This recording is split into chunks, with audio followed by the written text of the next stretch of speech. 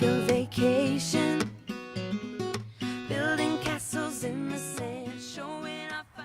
Hi guys, welcome to my YouTube channel. I am Erica, and my Instagram, which is how most people know me, is at icandoallthings_journey, and I am just I Can Do All Things Journey here on YouTube. I wanted to make a video basically on my exercise routine. I know a lot of you guys have been asking about what it is that I do and how I dropped so much weight so rapidly in 1 year. Just so that everybody knows, I was able to drop till this day 109 pounds. I started off at 265 pounds, and I'm so proud to say that I am now at 156 pounds, which is awesome, and I never thought that I'd get here, but here I am. And a lot of it is actually due to the amount of cardio that I've been able to incorporate into my routine. And it's not just any cardio that I'm doing. I know a lot of you guys want to know what machines and all of that, but realistically, the thing that I've been using the most is basically high intensity interval training, which is also known as HIIT. And for me, that comes in the way of running. Now, when I first started, I've already said this in previous videos, but I wasn't even able to jog a minute, let alone run. That was kind of impossible for me. So what I would do was I would increase the speed of my walk, and then I would come and decrease it back down to about a 2. And I just basically speed walk when I wasn't able to run like I am now. Currently though, my HIIT routine lasts about 30 to 35 minutes, and what I do is I do 2 minutes of very steady running.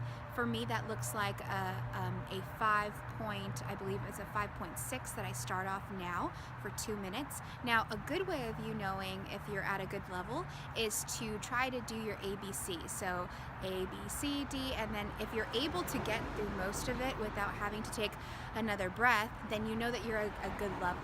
I don't want you gasping for air, not at the light level, because you want to make sure that you can give it your all at the higher level. And for me, that looks like either a 9 or a 9.5 on the treadmill. And I just sprint it out as fast as I can for 1 whole minute, and then I'll come back down for another 2 minutes. And I'll do that back and forth, getting my heart rate up and down for about 30 minutes. Now, I do caution you to check with your doctor if you're either older or have any sort of health conditions, because you want to make sure that your heart is able to meet those kind of huge increases and then decreases. And we want to make sure that you're safe. And if you're not, then you want to make sure that you're at a good level for you.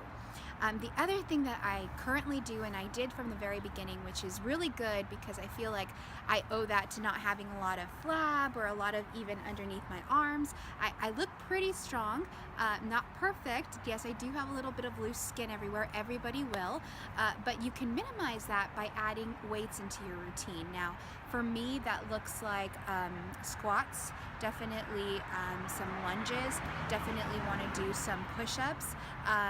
For me, that also looks like a lot of strength training moves that I've learned along the way, which I'm really excited to say that once I open up my blog, I'll actually have a whole little kind of series on exercises that I do, so you can see me doing them. So I'll get into more detail then. But currently what I do is after I finish my 30 to 35 minutes of HIIT training, I will then move on to my strength training and the stuff that really builds up my muscle. And I do that then for about another 30 to 35 minutes, depending on the day. I might do a little less, a little more. Sometimes I'll even throw a little bit more cardio in there. It just depends on how I'm feeling, what my day looked like. Did I have a lot of carbohydrates? Did I not have as many? And that's all dependent on how much you're going to do. The more carbs you eat during the day, at least for me, because I'm not carb sensitive, the more I'm able to do. So that being said, I also get a lot of questions, well, how do you know if you've created a deficit? Well, for me, it's in the way of a fitness tracker. Now, I know that currently I have the Apple Watch, which I love, it's amazing, but I used to have the what is it called? The Fitbit. I'm sorry, Fitbit. And then actually before that, I had the Nike Fuel Band, which I hated. But it did its job in the fact that it would tell me how many steps that I took. The Fitbit was actually awesome. I recommend it to anyone who could get it. I think that it does its job. It gives you heart rate what it's supposed to be, and it's actually really, really awesome.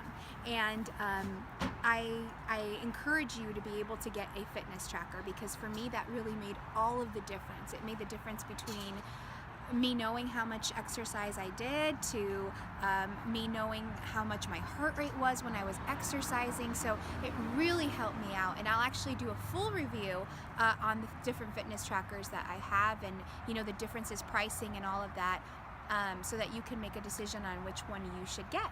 But those are my workout routines, and that's how I made sure that I had a deficit at the end of the day. And what's really cool about these fitness trackers is that they actually sync in with MyFitnessPal. As you know, that's the calorie counter system that I use for my journey. And not only does it sync, but it actually tells me how much my deficit is. Now you have to be careful because what you eat is not going to be subtracted from that. In other words, it's going to tell you that you can eat more. I don't go by that. I go by the allotted amount of calories. It doesn't matter how much activity I do. That just means that my deficit is bigger. So if you have any questions about that, or you just want to know more about maybe the fitness trackers or which ones I recommend, let me know. But I will have a review very soon on the different fitness trackers that exist. And I'll also have on my blog, which I'm really excited when it comes out, I'm going to have the exercises that I do at the gym, the ones that I do here at my track, even the ones that I do with my dog, because I think it's important for those that love animals and want to go out to run with them. You have a good routine even with them. So thank you guys for watching, and I look forward to making more videos and just, enjoy the journey. We